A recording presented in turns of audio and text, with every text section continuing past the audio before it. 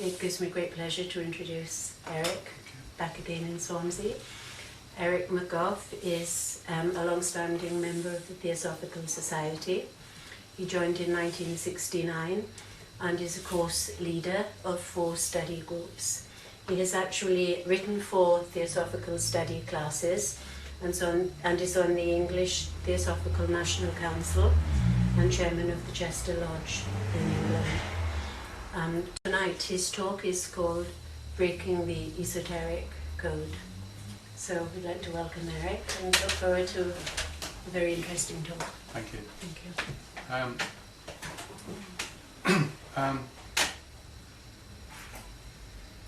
I've never given this talk before. I put the notes together before I left for Devon on Thursday. And the reason why I feel confident that I can give the talk is because as a lifelong theosophist, what you need to realise about theosophy is breaking the codes. That's what it is. It's the esoteric truth behind the exoteric forms. Of course, there's been a great deal of interest in codes, spiritual codes, since Dan Brown brought his bestseller into the public eye. And interestingly enough, there was quite a few, I think 7, 8 or 9, even 10 books on the same subject before he published that, which are now gaining popularity since his Da Vinci Code. There's been a lot said about the Da Vinci Code. I don't really want to spend an hour going on about that because you can find so much information now in paperback and so forth. But we can talk about this, particularly if you've got a particular question that's bugging you and you think, well, how does this bit work that you still haven't found an answer to? I'll be happy to have a go at it.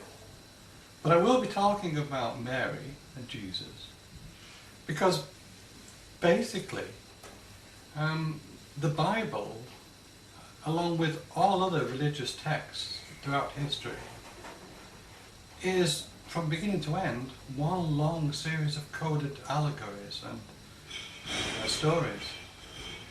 To take any of those stories literally and at face value is to make a terribly great mistake. Except, I must qualify that, except in the sense that a lot of them carry a fair and good and true moral. And that in itself is fair enough. But to look for the, to take literally such things as the virgin birth, even the crucifixion and the miracles, is to devalue really the truths that are actually encoded in those stories. So we'll be looking at some of those.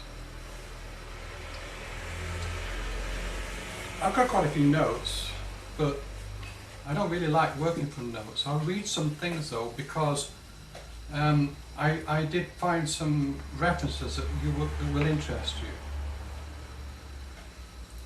But before I do, let me say that the founder of the Theosophical Society, Madame Blavatsky, she stated that in occult knowledge, which the Bible, that's what it is, there are 7 major keys to the knowledge encoded in the Bible and in legends and myths and other sacred texts, all the way back to the Vedas and the Upanishads of India and Hinduism, right through to Gnosticism and Christianity. She said there are 7 main keys. Further to that, she said that each of those keys can be turned 7 times. So a little maths tells you that that's, for any one story that you can pick out of the Bible, there are 7 great meanings and 7 times 7 lesser meanings, or more specific meanings. Just to get your head around that is quite something really.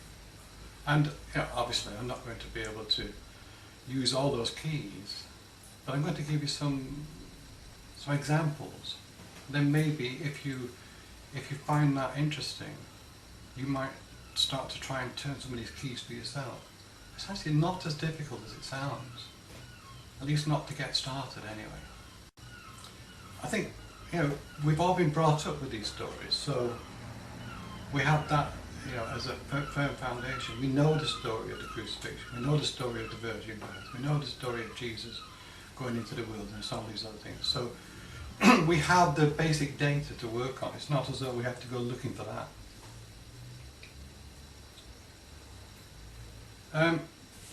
For an example, I found this, and here you will hear a lot about Jesus, about John, and about Mary, and about Martha, and a lot about Magdalene. But how much do we hear about Joseph? This fact struck me very clearly when I started to compile these notes. What about Joseph? He's never mentioned really, is he? I don't think he's mentioned in the Da Vinci Code. But I found this. Joseph, and this is from an ancient Indian text. Joseph, the father of the sacred fire, bore the name of Vashitri, or Vashtri, and that is the divine carpenter. This is in India, a long, long time ago. The divine carpenter who made the swastika, very potent symbol, we'll have to go into in a minute, and the pramantha, I explained that, whose friction produced the divine child Agni. His mother of the child was named Maya, and he himself anointed after the priest had poured upon his head the spirit soma, and on his body purified by sacrifice. So this is just a fragment from an Indian text. Now,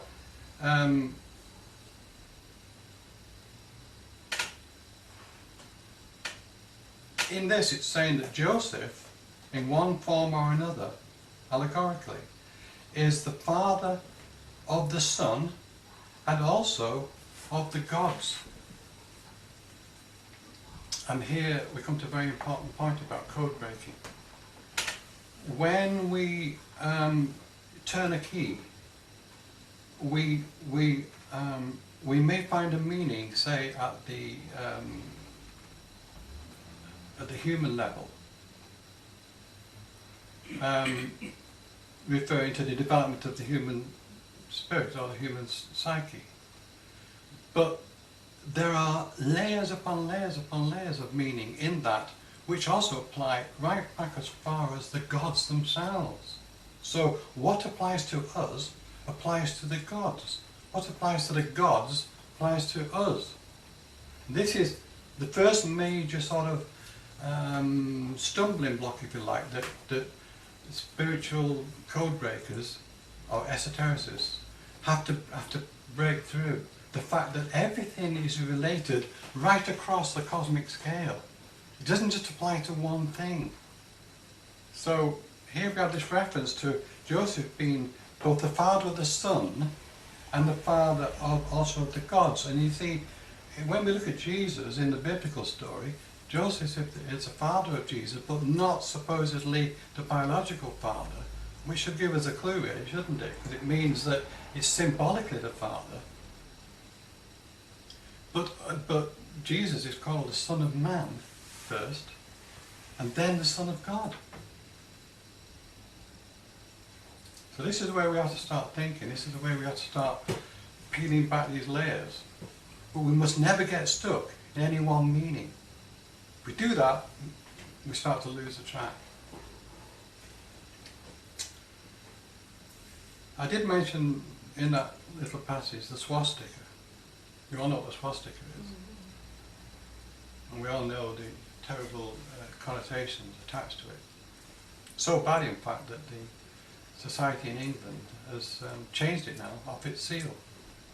You know, the Theosophical seal as a snake, it has a hank, it has a Star of David, it has many symbols, the arm symbol, and it also has a swastika. And trouble started to come because people started to ask questions about the swastika, not realising that the swastika goes back thousands of years. It's not a recent symbol. You know, Nazi Germany adopted that symbol, and in so doing they sort of brought it into disrepute. But it's the same with the Star of David. It's not a Jewish symbol. It was adopted by the Jews, but it goes back long before that. Thousands upon thousands of years that symbol has been around. And hopefully later I'll have a look at that on the blackboard for you. So the swastika, what that actually represents is the divine fire which causes creation to actually begin from the potential of manifestation before manifestation starts, and it's actually known as Fohat. And some of you who did the first course that I wrote, The Wisdom on the Way, will remember the term Fohat. It's a term for an expansive cyclic force. So the symbol of the swastika is the symbol of the divine expansive force contained within a circle and spinning. So it represents all expansive force, and it even comes down to things like electricity and lightning and the heat of your fire and the actual energy that digests your food. The energy that flows into the spine from the centre of the earth, called Kundalini. That's another aspect of Fohat. And that's what that swastika actually represents. The divine flame, the divine fire of manifestation. And the other thing mentioned, pramantha, is a stick. Now what this refers to is early man learned that he could make fire by rubbing a stick on another piece of wood. And by twirling it like that, he basically produced heat and flame and started fire. And this is a reference to that very early action, as well as to the actual esoteric coded truth. So you can see the kind of thing we're dealing with just in the figure of Joseph. Now when we come to Jesus, we have several names actually. I've just picked out three. Jesus is one name, Joshua is another, and Jonah is another. They are the same person. But they're not a person, they're the same principle. Oh yes, they're a person in one sense. If you accept a historical Jesus, then that's a person. But if you want to find layers of meaning in the person of Jesus, then you've got to see that Joshua is also a Jesus, and so is Jonah, playing out different aspects of human evolution. Because all these things refer to the path that we are taking through nature, from spirit and back to spirit again. So the whole of this is a coded description of the process of life itself, and in particular the process of human evolution. I'm happy for you to make comments and speak up.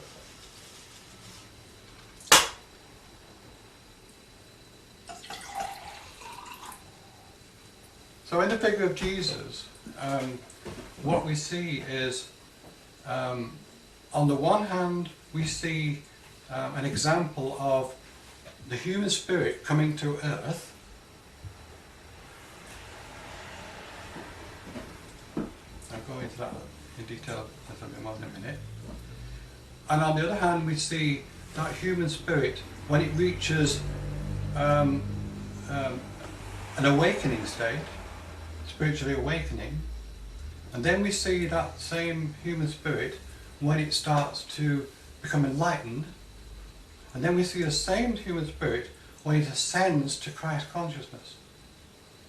But you're looking at the story of yourselves. This is not some geezer who lived in 2,000 years ago. It is, but it's also you. I have little clues of when Jesus said, I come to fulfill the prophecy. I come to show the way. Only through me can you reach the promise. What he means is only through my example, only through being what I am, only through going through that same process.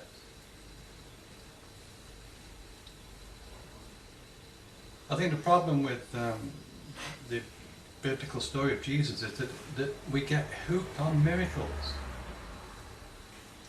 The church fathers saw fit to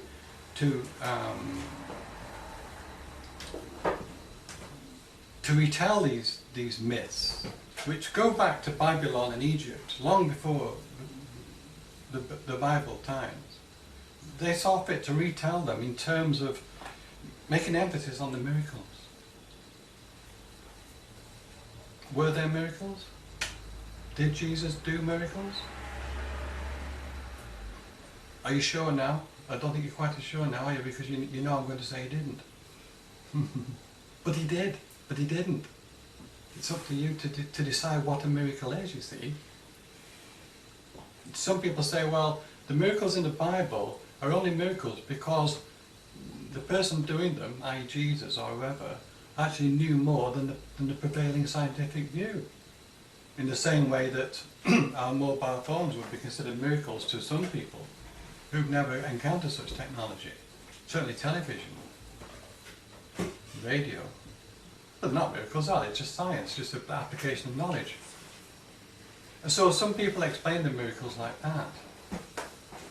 But the real problem is that people get hooked on the miracles as a promise that a miracle can occur for them.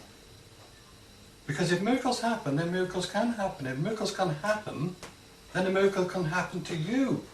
And that means you can suddenly be transported from an ordinary state into a godlike state.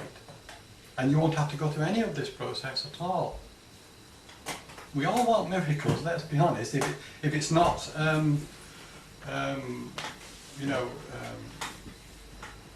fairy godmother, if it's not, a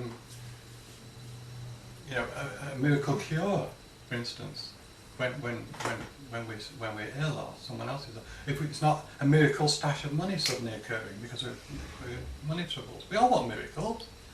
Miracle of falling in love. And in that sense, these things do happen. But don't put your life on a miracle happening. The miracle is life itself. The miracle is that you wake up in the morning and you have a whole day to get on with it again and to grow and to become wiser and to awaken and to become enlightened. That's the miracle. No one is going to do that for you. No matter how many miracles occur to you over the next week, you still have to go through that process. It would be very comforting though to have a wonderful spiritual experience, and many of us do have wonderful spiritual experiences. But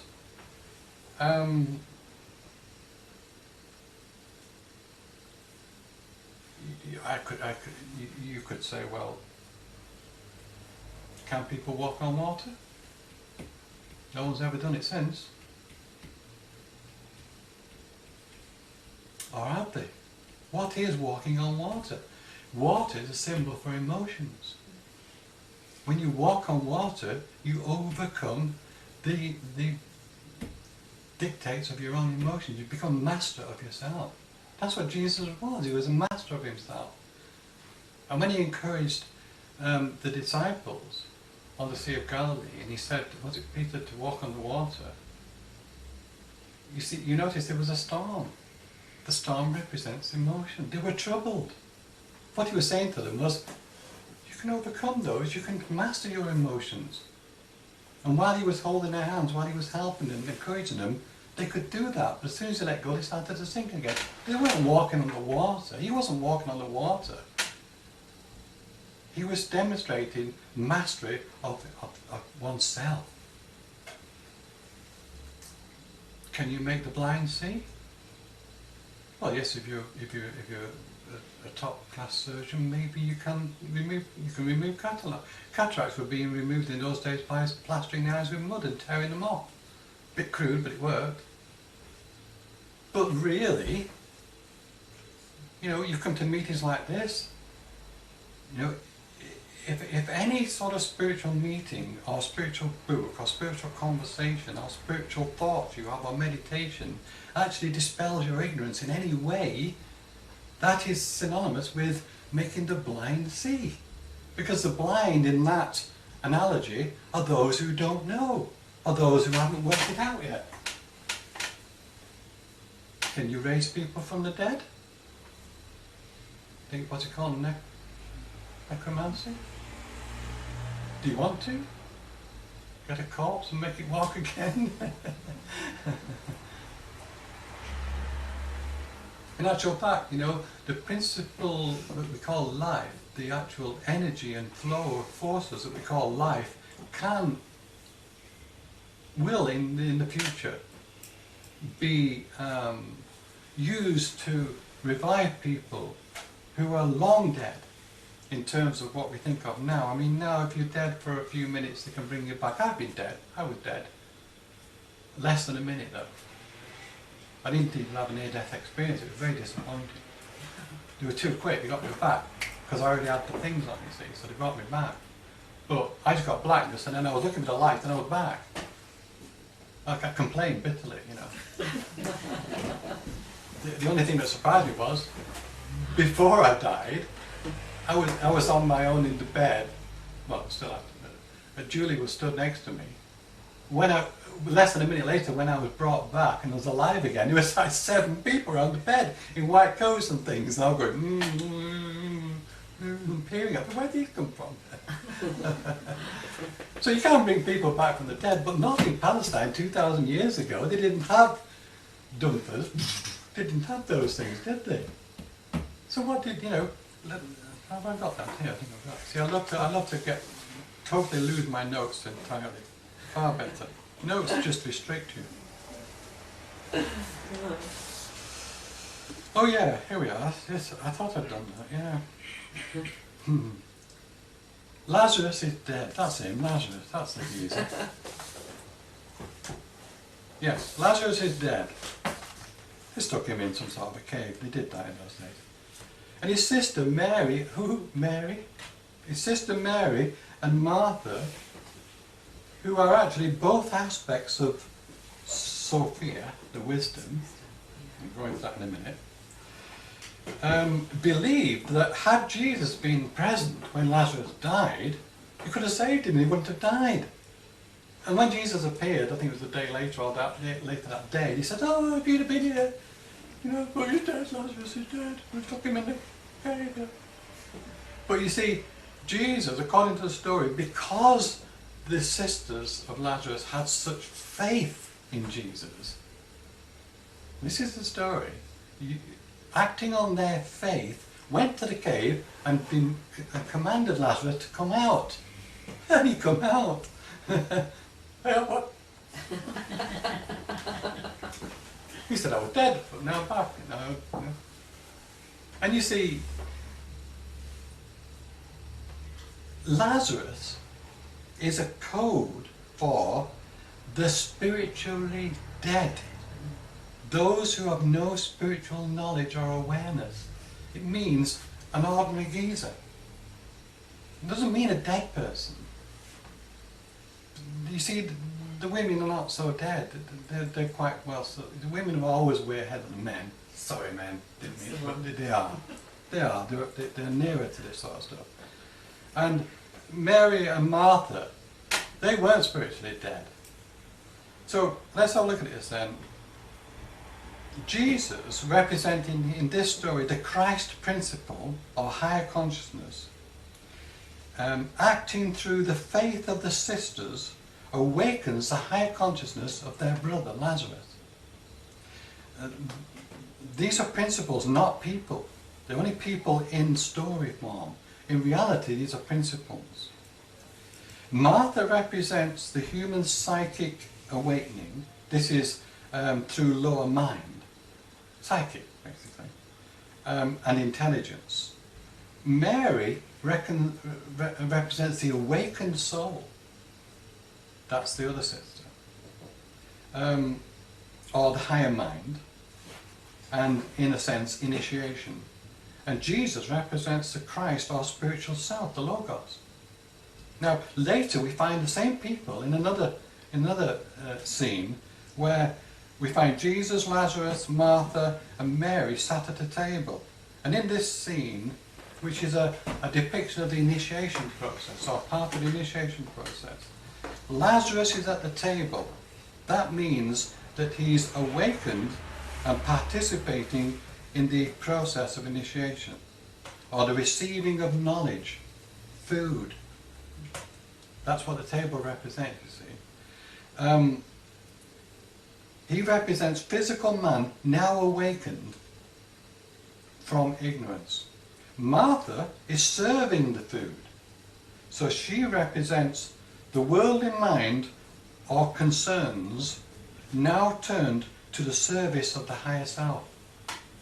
Serving the food, serving the knowledge. And leading people to the path of wisdom.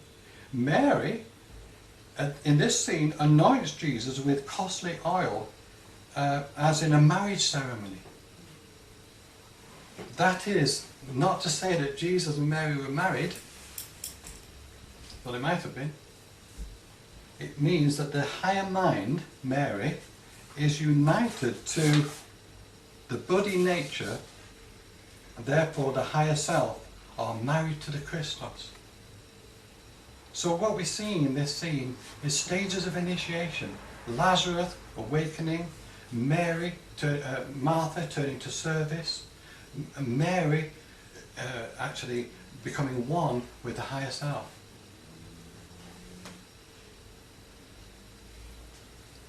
Here again, Jesus is said to have expelled 7 demons from Mary Magdalene. And it's because of this that the church painted her as a prostitute. Because in those days, in that sort of social circumstance, the worst thing you could be as a woman was a prostitute. So to say that Jesus saved her from 7 demons means he saved her from absolute total sin. And the most totally sinful you could be was a prostitute. But in actual fact, that's nothing of the truth at all. That's not it at all.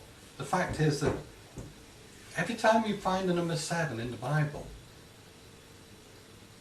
you're talking about the 7 principles of the human body, of the human self. Physical body, etheric body, astral body, low mental, high mental, body, and spiritual body. You're talking about 7 states of consciousness. You're talking about 7 planes of being. You're talking about 7 stages of a cycle. You're talking about 7 cycles in the great cycle. Doesn't matter where you find 7 in the Bible, those are the things that have been represented. So when Jesus rids Mary Magdalene of 7 demons, it doesn't take that literally at your peril. What that means is, it shows that the influence of the spirit or evolution in man has taken her through all 7 levels of awakening. But the church, what did the church do?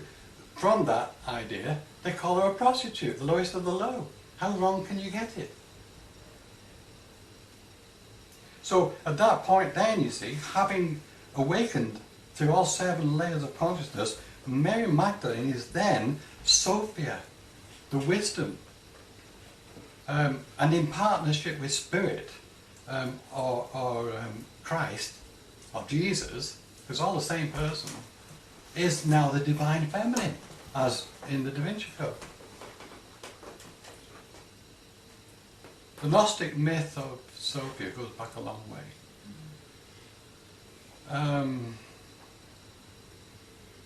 every Mary figure, you've got Elizabeth, you've got Mary, you've got Martha, just to name three. They're all versions of Sophia, or versions of wisdom, because that's what Sophia represents, wisdom. Pythagoras actually coined the phrase philosopher,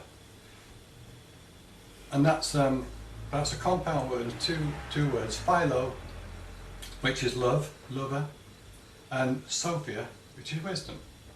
So philosophers are lovers of wisdom. And this is what Sophia is. She is wisdom. But she's more than that, because she is everything material in the cosmos. She is the potential of all forms. In her role as divine feminine, she gives birth to everything. Nothing can be born without Sophia giving birth to it. And you know, well, you do know, you women do know, that birth is a painful process. Most men don't understand that, really. But we say we do, we're sympathetic, but we don't really understand it, do we? You have to be there to, have to teach her. But the fact is that nothing is born without pain. Wisdom is not born without pain. Knowledge is not born without pain. Experience is a kind of pain. This is why the Buddha said all is pain. Because all is experience. But you see, as the divine feminine, Sophia represents all the potential of the material universe. And without that material potential of form, the conscious side of the universe, the spirit or consciousness, the Christ, if you prefer, the Logos, cannot experience, cannot grow and expand. So you've got this perpetual partnership between male and female, between wisdom and consciousness and awareness. The one can't operate without the other. Without the infusion of the energy of the spirit, the mother, just like an ordinary female, without the infusion of the male, can't give birth. So cosmically it's the same thing. He chases her throughout the cosmic corridors of time, perpetually chasing after his lover, not realizing really that he's continually inside her. We are now inside the divine feminine, because even our bodies are feminine. I may be a man, but this body is still feminine. It is the material of the universe. It's not the spirit of the universe, but my spirit that dwells in the body couldn't exist without a body to dwell within. And if it's to exist on another high level, even at a higher level, it has a spiritual body of some kind or another, however tenuous it may be, still is a vehicle. And if you pull those two apart, then everything ceases. And that does happen at the end of the great cycle. And at that point then, in fact they don't come apart, they actually fuse together. It's the final consummation of the marriage. And at that fusing point, the opposition between the male and female comes to an end, because it's consummated. It's resolved, if you prefer. And that means creation winks out and that's gone. Space has gone, time has gone, things have gone, being has gone. But after a time of 7 sort of eternities, which we can't really measure in Norse, the time will come for that process to come out again and manifest again and go through a whole new cycle where something new will occur, something new will be given birth to, will sink into the densest material possible through the gift of the divine feminine again, as the divine male and divine female enter this partnership again, this dance of the opposites. See, because when they're sleeping together, when they're nestled together, and there's no opposition, that's non-being, that's the night of Brahm. But when the dawn comes, they spring apart. And even in that springing apart, he, spirit, consciousness, actually fertilizes her, the mother, but he doesn't realize it. And, and then from that moment on, he constantly chases after her all over the universe. It is the dance of the opposites. A wonderful thing to get your head around. So we see this in all these myths. And then people say, well, how could Mary give birth without intercourse? I mean, it just isn't possible. But this is what it refers to. Mary, in that sense, is not a woman married to a man, Joseph, or will marry a man, Joseph, who's a carpenter living in Nazareth or wherever, Bethlehem. She is the divine feminine. And in that sense, she does give birth, but always remains a virgin, because at that highest level, she doesn't alter, she doesn't change. What changes is all the myriad forms that she gives birth to. They involve and evolve. And through that, she learns how to, she builds in the capacity into her substance, into her potentials, for even greater forms in the next time. We could trace this back. We can say, you know, metaphysics, the masters, great philosophers like Pythagoras, like Da Vinci, they knew that this process can be traced back, creation after creation, going back in time, and that the power and the energy and the beauty and the perfection of this creation has only been possible because of the stages that have gone through in previous manifestations. In just the same way that your potentials today, Sunday, the 10th, is it, of July? 9th of July, are the result of the things you did on the 8th, the 7th, the 6th, the 5th, the 5th, all the way back to your birth. And beyond that to the life before that, and beyond that to the life before that. Mozart didn't come here and within 5 years learn all about music.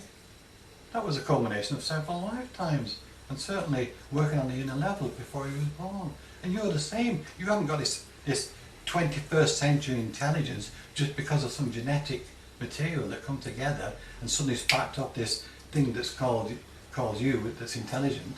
This is a culmination of a long eonic process. And it's going to go on in the future too. So it doesn't end here. And these stories, what they do, in a very crude form, because it is very crude, allegories are always very simple. They only provide us with the basic facts. We have to do the filling in ourselves. We have to do the studying. We have to refer back to the ancient texts, and you know, through the wonderful minds of people like H.P. Blavatsky and others, we have to then follow their thinking and see how these keys have been turned in these locks, and all this treasure of knowledge has been revealed.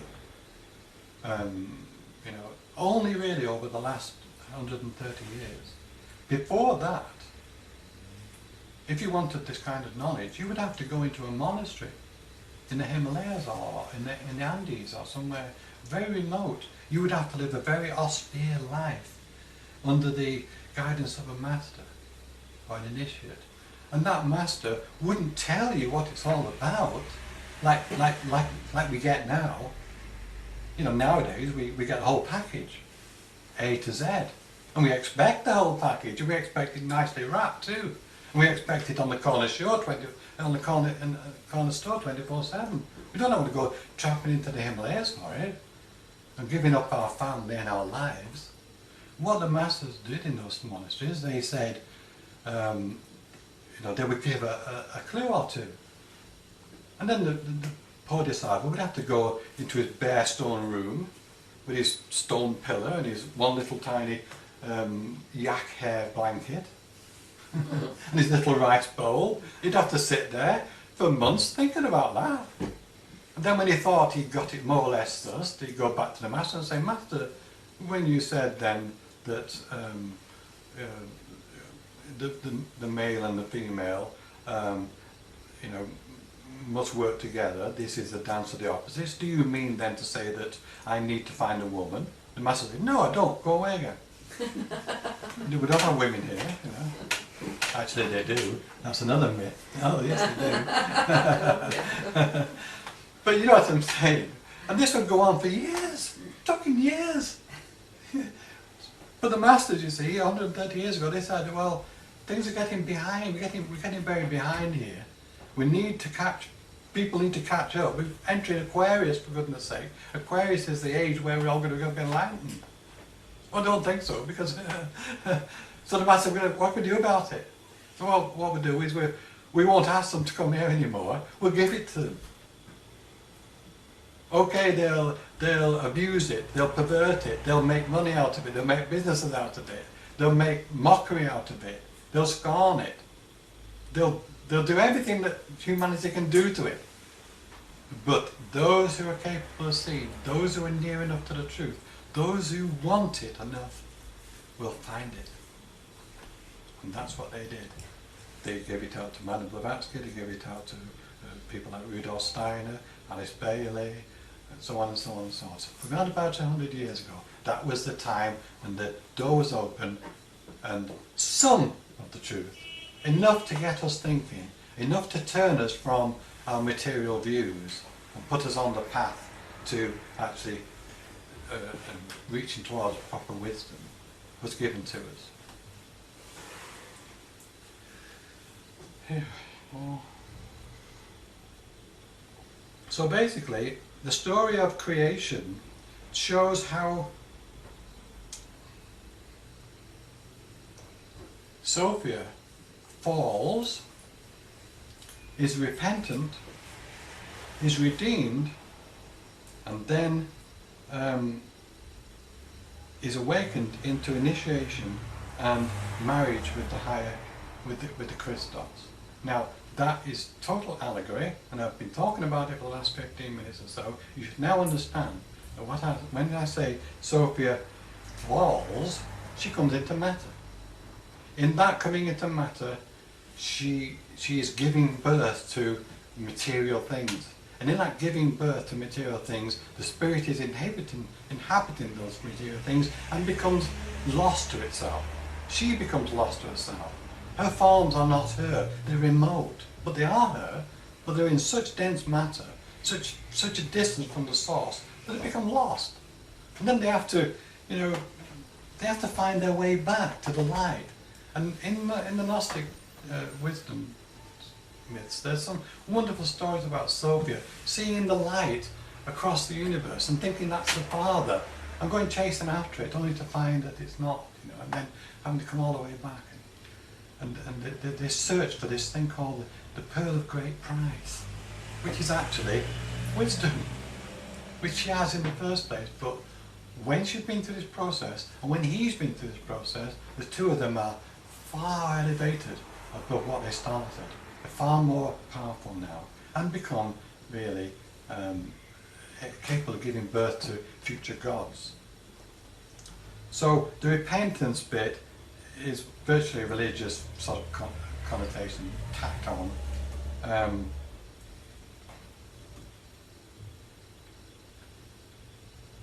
In a well-known incident, Jesus prevents the stoning to death of an adulterous woman. We all know that one, don't we? And he does this by pointing out to the men who are stoning her that they themselves are not free of sin. Because the story in the Bible is that the intimation is that he is free of sin, but he won't throw a stone. So because they're not free of sin and he won't, then they won't. So she goes free. And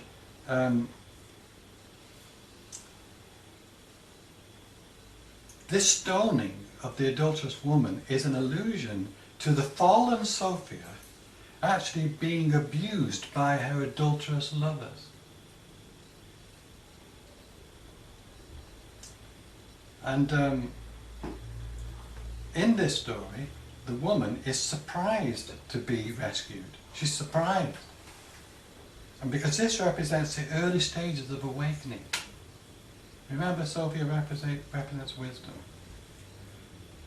And in this early stage of awakening, the embodied Sophia receives unasked for assistance from the higher self, Jesus.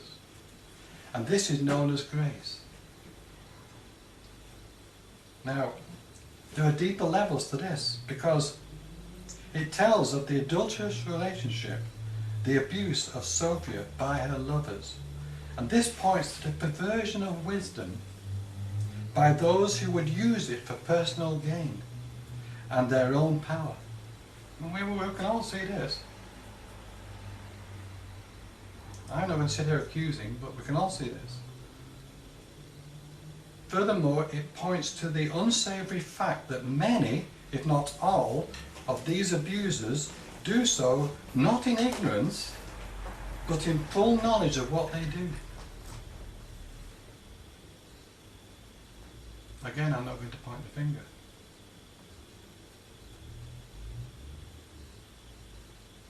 In some cases, it's simply the blind leading the blind. But in most, it is deliberate deception, or at least the self-deluded who choose to believe for the sake of ego. And we're all guilty of this, to some degree. We've all been guilty of this. We abuse knowledge, we abuse wisdom, and when we do so for the sake of our ego, or for the sake of a power trip, or for the sake of money, or for the sake of personal gain above the interests of others, then we are abusing, we are lovers abusing our lover. We are stoning our adulterous women. It's an allegory, but that's what it amounts to. We are abusing knowledge. And this is a terrible thing, because knowledge, wisdom, is the most precious thing. It is the pearl of great price. And to abuse that is worse than to abuse anything else.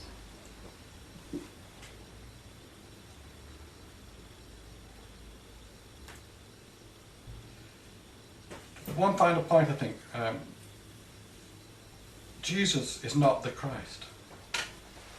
In the Bible story, the man, Jesus, is not the Christ.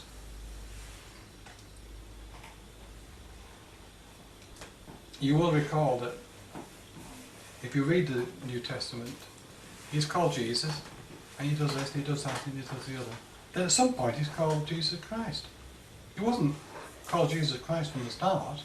Why did he suddenly get called Jesus Christ? And you see, in esoteric knowledge, in wisdom teachings, the Christ is a level of consciousness within every one of us.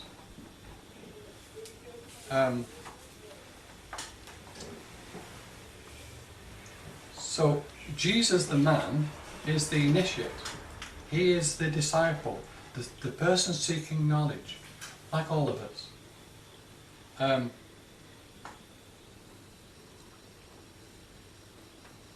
Then he becomes baptized, and this is a symbol of rising above the waters of mortality and awakening to the higher self. And at that point, in the story, in the Jordan, the dove descends from heaven onto his head. That is the Christ now coming in. That is symbolic of the man and his higher principles, the personality and the higher principles becoming one unified whole. So from that point on, he's Jesus Christ. Although he's not quite called that until he's been in the wilderness and come back out again. The wilderness represents this sort of, on one level it represents a kind of dark night of the soul, where, it's like we won't give up our mortality, we won't give up our everyday little ego self without this crisis. We can make moves to do it. We can make inroads into it. We can drop this habit and that kind of presumption and so forth. We can drop a bit. We can make some progress, but to actually drop it completely, we can't do that until we've been through this kind of crisis. It's like, it's like giving up smoking. We can try to give up smoking. We can cut down to 2 a day. Then we'll go back to 10 again, then go back to 20, and then New Year's Eve comes and we give it up again, and so on and so on and so on. But, sometimes you come to a point where there's some kind of crisis, and you realise that if you don't do it, and just do it, you'll never do it. And it's the same with giving up this personal interest thing. this everydayness, and actually taking on the responsibility of the higher self into your life. You know, you see it in sort of born-again Christians and things. And they totally transform. You know, whether it lasts or not, I don't know, because I haven't known any of it long. But the point is, they certainly transform. But there's this long historic account of this dark night of the soul, where you reach this abyss, and then you have to give up everything to cross to the other side. That's over dramatic. It isn't really quite like that, but it's symbolised of actually getting beyond the ordinary mind and reaching levels of intuition or meditation. You see, and when you reach those higher levels of mind, where there's no thinking involved, that's like the desert. There's nothing in the desert. It's just this scorching heat, this divine fire that we started out with the swastika, this rising of the kundalini, which transforms totally. It's an ordeal by fire, and it burns away the impurities, so that the product is a pure being that steps back out to the desert. Strange thing, you know, because how long does it go into the desert for? 40 days and 40 nights. What is for? The earth and everything to do with it. Every time you see for, you're talking about the material world. The cross is the material world. 4 points. Like that. The globe is the material world. To be crucified on the cross is simply the Christ coming into the material world. And to rise again is to rise back into spirit again. To overcome the restrictions of the physical world. So you see how these things are all mixed up, but the keys are there, the clues are there. You just have to turn them and think, hang on, that's physical then. So when he goes into the wilderness for 40 days and 40 nights, that's 10 times 4. Now we've got another esoteric number now, 10. What is 10? 10 is a symbol of perfection. It's 1 and 0. Right, so now I think we need to start using this black book now.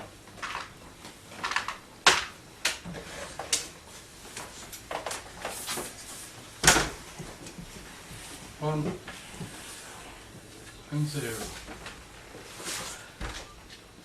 Okay. Yes, it's 10, but it's also 1 and 0. Any offers on 1 and 0? Do we have any offers on 1? What's 1? Creative force. Right. 0 is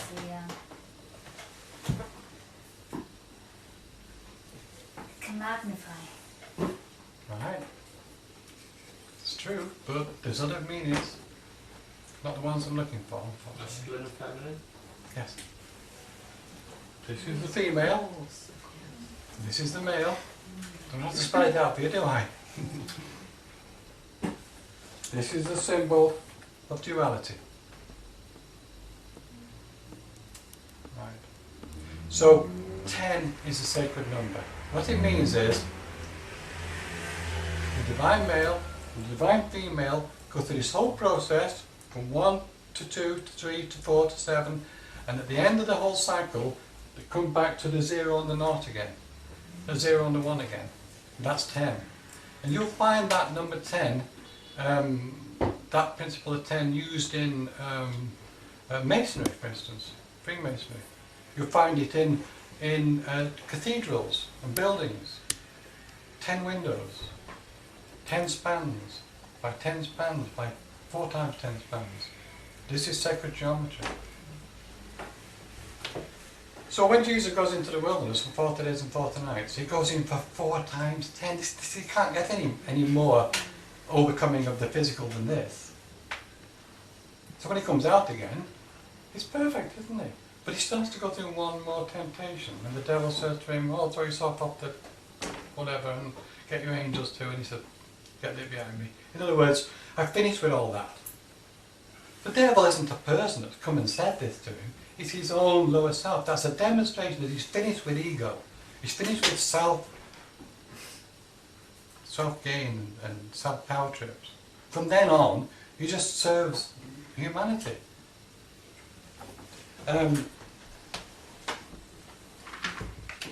While we've got the board then now, let's have a look at some of the symbols. I just have to put this down when I draw this. This is good fun. I have to draw this in a particular way to get to reveal something to you. How did everything become so twisted? Power. The desire for power. How do you get power over people? You keep them in ignorance. And you hide the truth. You have to hide the truth if you want people to do as you say and not think for themselves. You keep people in fear. And fear. Fear, and yeah. power. Yeah. Controlling them. Alright, so there we've got the Seal of Solomon, Star of David, yeah? What's wrong with it? It's good like a quiz, isn't it? It's alright, isn't it now? Sorry, Pam, you can't see, can you? It's got 6. It's 6. I thought was there 5. What is it? No, that's another one. No, that's not it. Is it upside down? Is it upside down? No, you can't put it upside down. the 5-pointer star can be upside down, but we'll Yes. go into that in a minute. Oh, right. Why have you got double lines on? Right, see, that's why I had to put it down to draw it. Because you can't draw it properly with single lines, because you can't put the whole symbology into it. So what's wrong with it is, one should be black and one should be white. Right. Right. So, if I were to just complete the diagram, You've got the triangle. which one should be black and which should be white? Oh, is it male, female again? Hmm? I don't know what's in The top it. one White's is got like to be the female. No. I'm guessing. The female is the material. It's material. So she's dark. Coming into the world of matter. Mm, Dark, exactly, so yes. it's the downward one that Of should be course. dark. It's the, Right, now. the third dimension, yeah. Yes, so having said that, I don't have to draw it, but which will help me because there's something else wrong with it.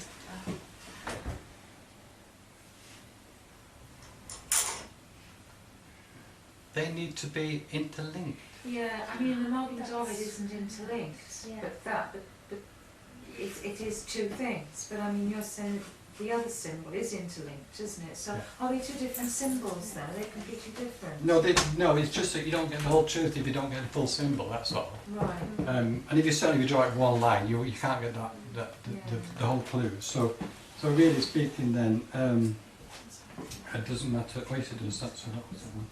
So, yeah, so that was over there, right, and that was over there, and then that was over there, and then that means,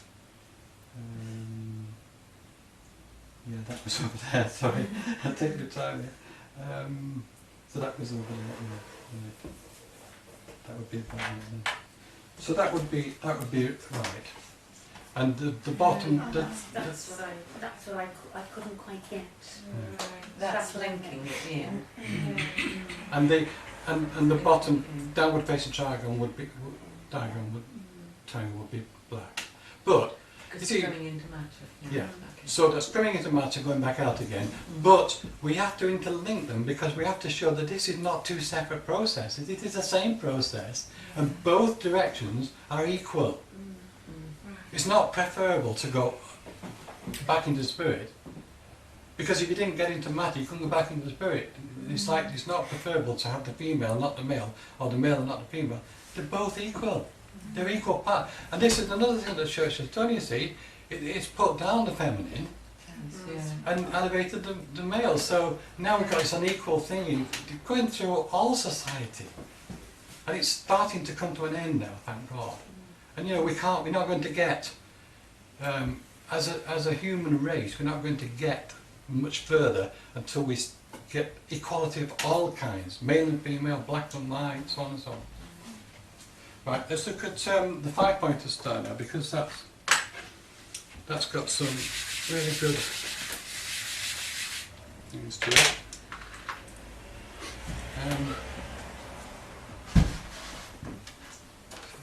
Oh yeah. I'll tell you a little story. So if I had more room, I would put more information into this, but I can't. So you've got to imagine now 3 layers. Well, okay. The top layer we would call spirit. The middle layer we would call consciousness or mind really. And the bottom bit we would call earth or body. So we're just talking 3 layers now, not all the 7, but just 3 main ones. So if I can do this upside down and from the back, life as we know it comes into being at the highest spiritual level, and it traverses down through the planes to the physical level. That's called involution. That's the descending triangle. I mean, it's a lot more involved than this, but still. This is what this symbol actually, it's a story that the symbol tells to initiates. Then, throughout the course of normal evolution, the spirit develops the ability to act and to move and all the rest of it, and gradually develops mind. And that's, from that point on now, we have intelligent beings. And those intelligent beings go along and they produce civilizations. The civilization gets to a peak, and what happens? Goes down. Falls. Falls. Back to the depths again. But never fear, because the human spirit is indomitable, and eventually, through learning its lesson and through going through that process several times, eventually it does rise back to its home. And that's the story of the Blackwater Star. Isn't that the symbol that can go infinitely bigger and infinitely smaller either way? Is it that symbol that you can keep doing it? I don't know about that. I've never. Yeah, do you remember you can draw, I can't do it, but you can draw a line, and if you do it outwardly, it goes on and on indefinitely, and if you do it inwardly, they did it, Harold Tarn did it, and it just went on and on. I'll have to ask him about that. Yeah, I don't really can remember how he drew those lines, but it just went either way. It would go in and it would go out forever. All right, Julie? It's also the process of the path of Venus in the sky. Yeah, but be careful there, because it's a very... I've drawn it far better than Venus does, and I was upside down and back to front. If you actually do take the path of Venus, it stretches the imagination to make it into 5-point star. It's just that when we were... I know, but this is... He showed it on this thing of the map of the path of Venus. Yeah, but it has been adjusted to make it fit. Oh, did it? Like Leo in the star, in this constellation. It doesn't look like a lion, but you just draw lines and say that's Leo. It suggests it. Yeah.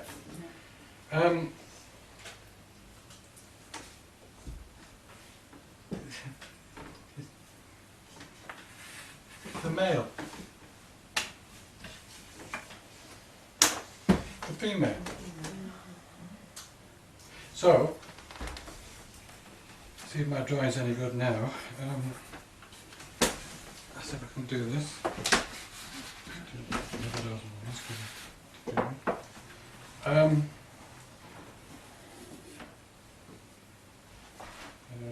Yeah. This is going to be a miracle if I can do this.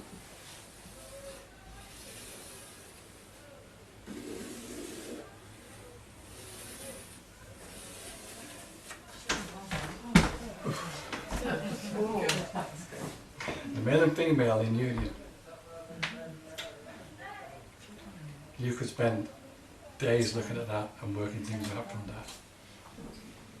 And how many points do we have? 10. 10. Yeah. Oh, yeah. The male and the female. Yeah.